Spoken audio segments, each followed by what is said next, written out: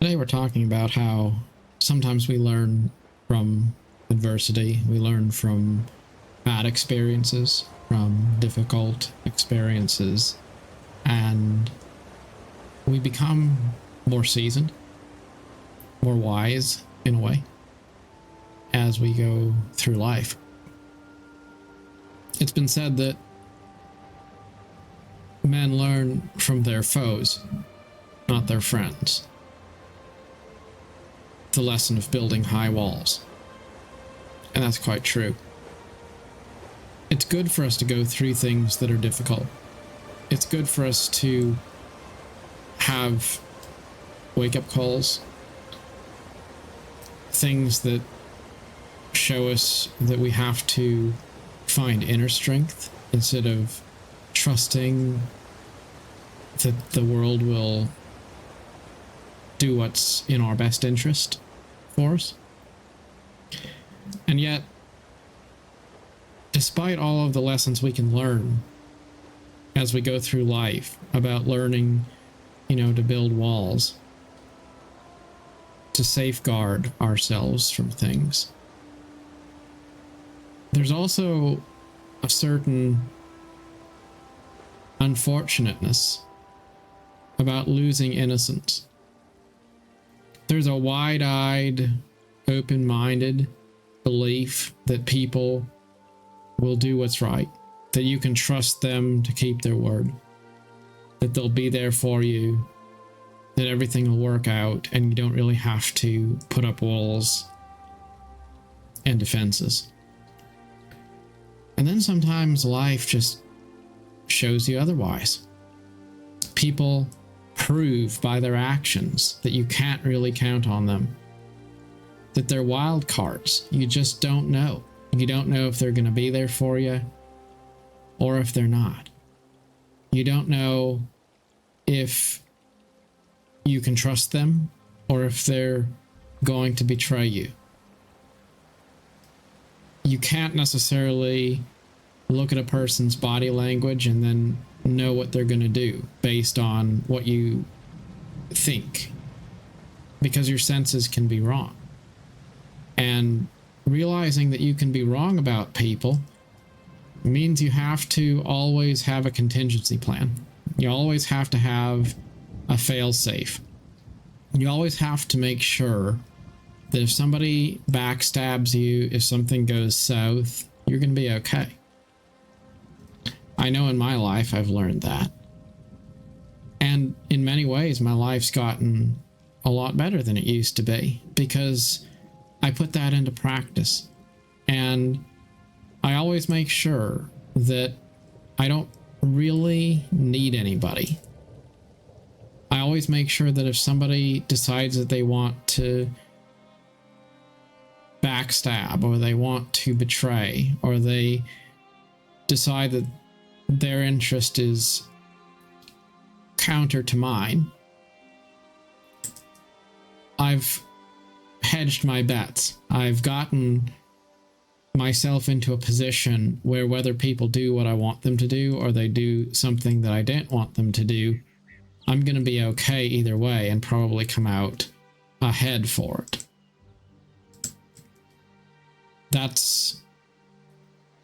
It's kind of like if you're buying stocks in the stock market and then you bought some stocks that go up when the economy is doing really well, based on the hope that the economy is going to do really well and the stocks will rise. But then you also bought some commodity stocks that tend to go up when the economy fails, because chances are if the economy does well, then a certain part of your investment portfolio is going to do well. And if the economy goes south, then a different part of your portfolio will offset the losses in the other part. That's kind of what you have to do in life. You've got to say, well, I don't know. I don't know what's going to happen. I don't know what other people are going to do because I'm not in their heads.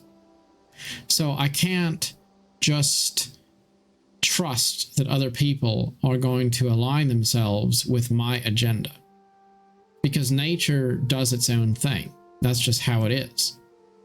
You can't control it, and you can't even necessarily predict it. So you have to have faith that everything will work out because you've put yourself into a diversified portfolio that has a plan built into it for a lot of different outcomes. And that's what you do with people. It's what you do with relationships. You start to realize even people who you believe in, even people that you want to believe the best of, under certain circumstances, they probably would betray you. And that's a little bit disappointing in a way. It's disappointing when you compare it to the optimism of youth, the belief that people are just fundamentally good, that the world is a fundamentally good place. When you replace that optimism with the knowledge that things aren't really black and white, they're usually shades of gray, and you have to protect yourself, because ultimately if you don't, then you'll wind up holding the bag. You'll be in trouble because other people will sooner or later potentially let you down, even the good ones. You can forgive them, you can have no hard feelings toward them, you can try to strike deals and bargains that work out well for you. But no matter how much you want things to work out perfectly, it's an imperfect world. And so a well-planned life becomes a life filled with checks and balances.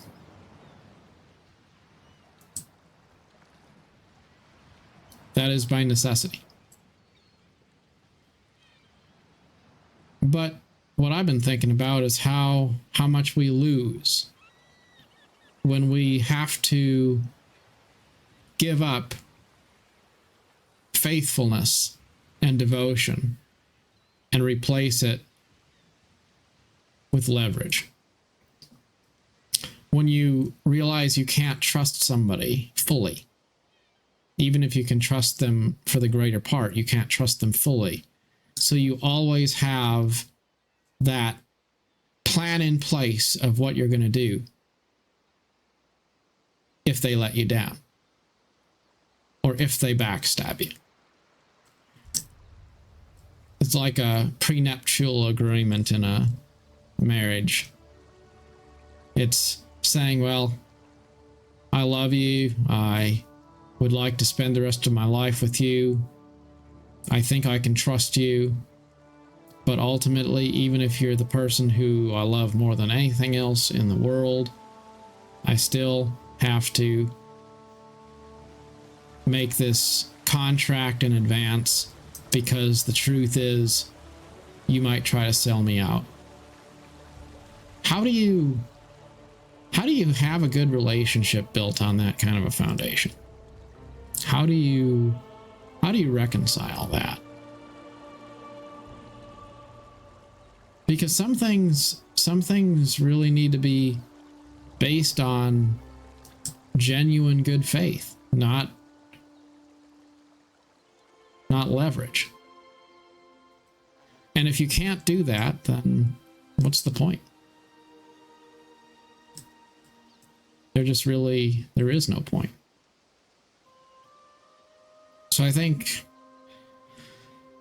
that we go through life, and as we learn our lessons, we get hardened a little bit.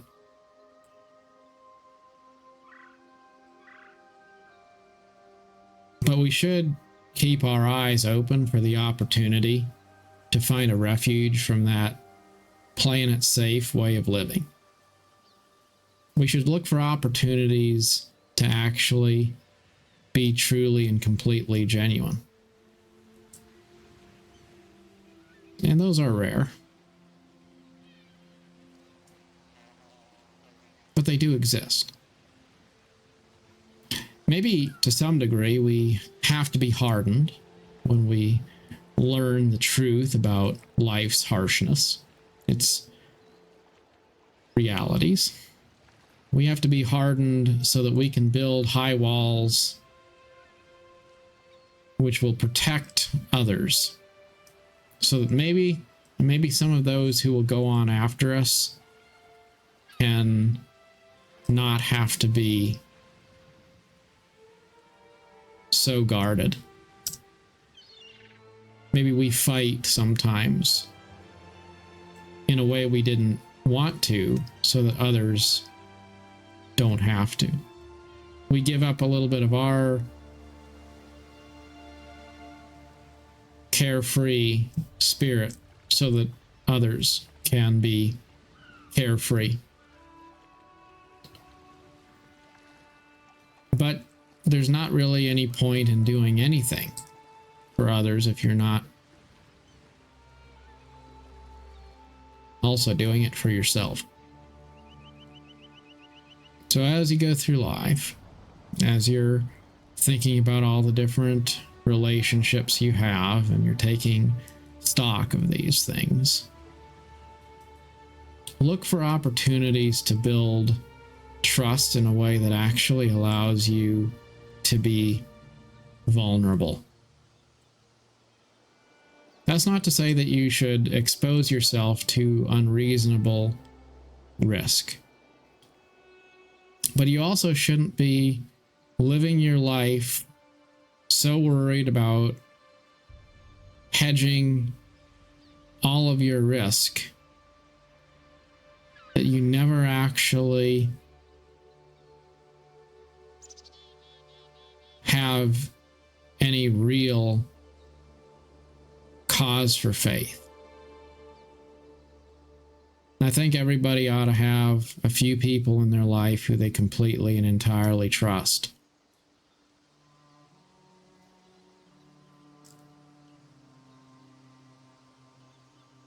I think it's important to believe that it's possible to find people who are trustworthy. Even if it's not very many people, even if it's something you have to wait for. A well-lived life shouldn't be a life lived alone. And a lot of us are surrounded by other people, but we just don't really feel like we have anyone in our lives we can actually trust. If you're honest, you really know you're just one bad day away from somebody writing you off and moving on. We're all friends until somebody says something that the other person didn't like, and maybe you never talk to that person again because, you know, we live in an age of social media and stuff. So how easy is it to live behind a wall? And if you want to shut somebody off, all you have to do is just not pick up the phone again, right? So in a way, we're very connected. But it's super easy for us to be really fickle and unreliable. And those are ultimately not traits you want in your friends and your relationships. It's better to be alone than to be in the company of bad people, or people who don't have any true sense of loyalty. The people who are, maybe they're superficially nice, but the truth is you never know if you can count on them or not. It's a lot to take in. I'm not sure I have any firm answers either, other than to realize that life is filled with opportunities to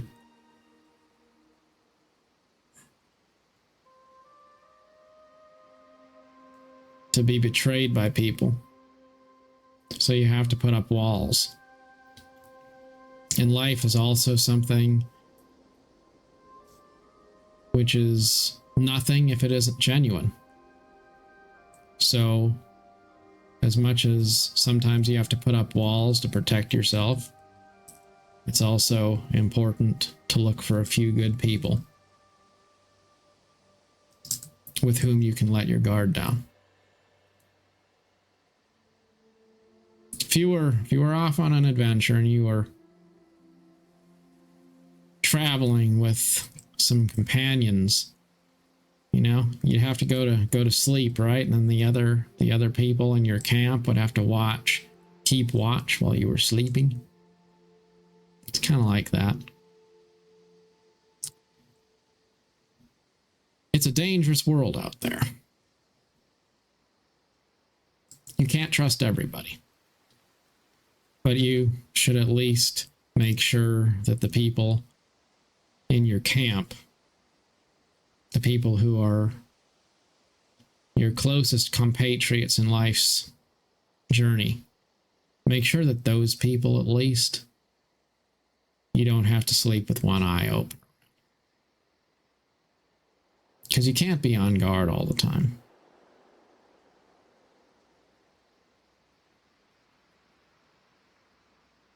I saw this study. It said something about how there's more people who say that they don't have very many friends or don't have any friends today than there were 10 years ago or so.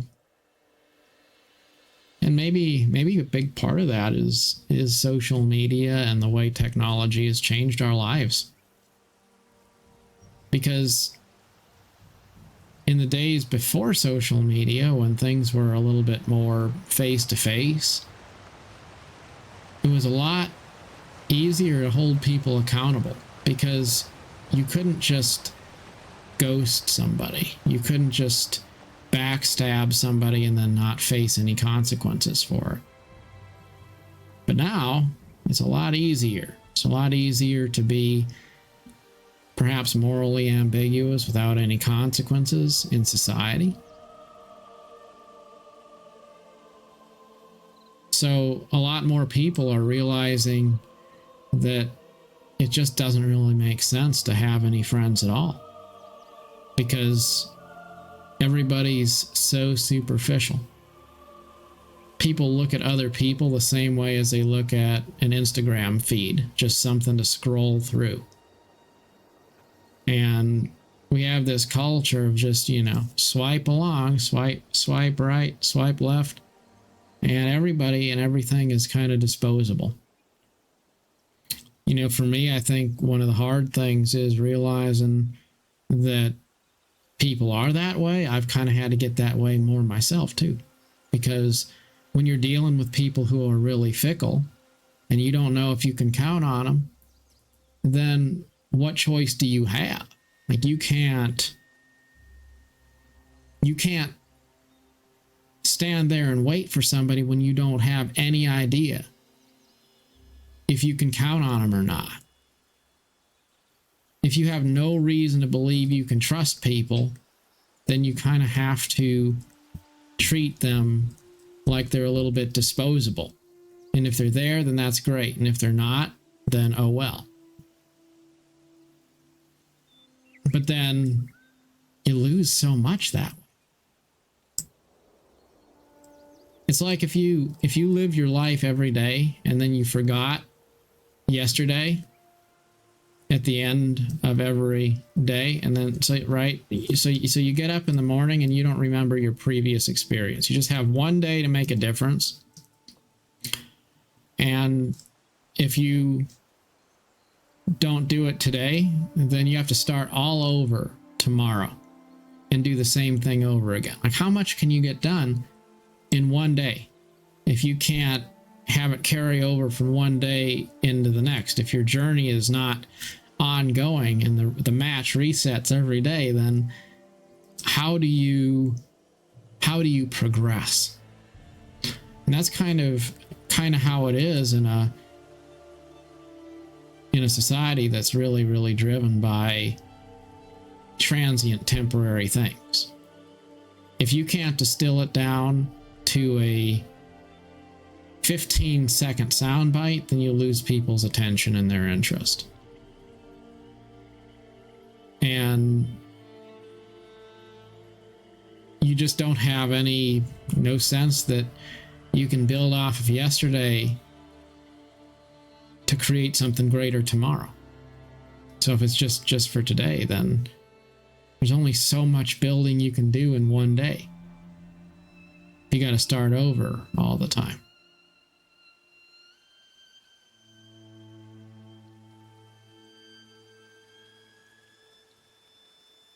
It can be hard. It can be hard to build relationships because people just aren't really in the mood to build anything. If it takes effort, you have to do it every day for a prolonged period of time, people just lose interest. They don't want to do it. You know, I'm not saying that you should be so committed to something that you're blind to reality. I'm not saying that you can't move on from one thing that's not good to something else. But you have to have some form of commitment.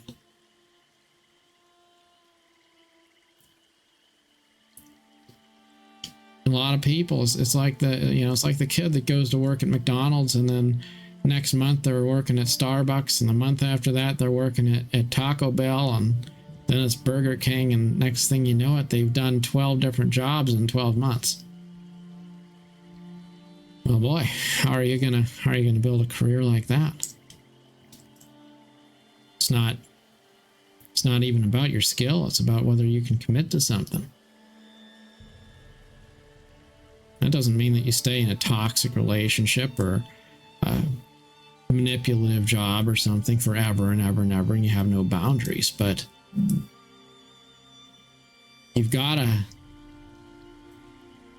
have some sense that if you give your word, you're gonna keep it. That you don't cycle through friends like rolls of toilet paper. And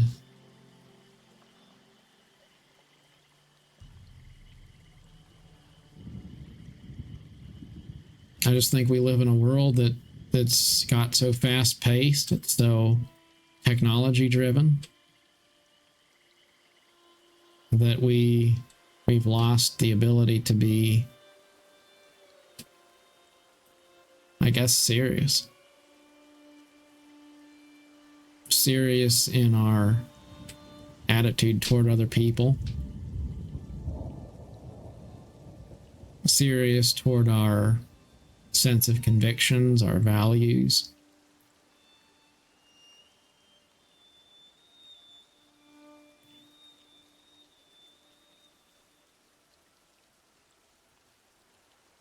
I always used to go downtown Seattle and walk around, look at all those big old buildings, and there's something special about them.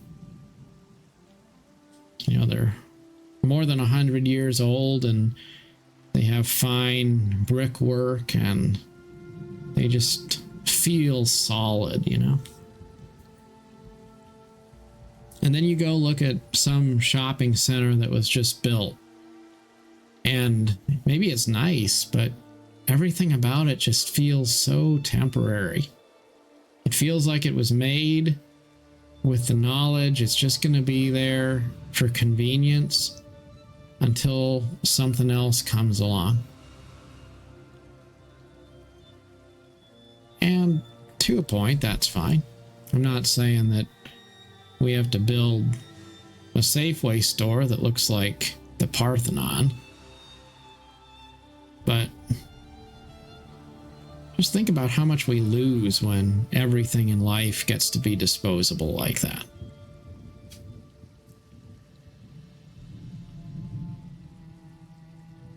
It's like disposable paper plates and forks and stuff, you know? There's nothing wrong with them on a picnic. But there's people that live on those. They don't even have real dishes. because they just go get a paper plate, or they eat out of a plastic tray on a TV dinner, and that's their life. Then you compare that to the fine art of setting a table and putting out the fine silverware and the china. There's just no comparison. That's how it is with relationships. We may live in a time when people just think that they can do whatever they please and take their friends out just like they take out the trash, but that ain't the right way.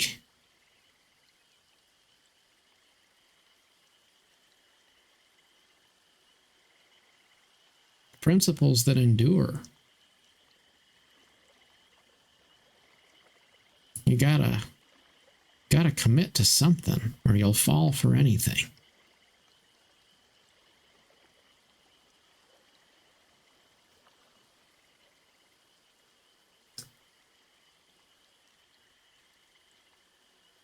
Well, I guess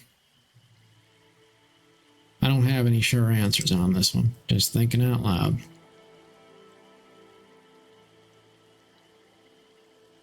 Protect yourself. But try to find people in your life that you can trust. We may live in a disposable world, but that doesn't mean that we shouldn't still commit ourselves to enduring principles too. Good luck on your adventure. Till next time. Thanks for watching.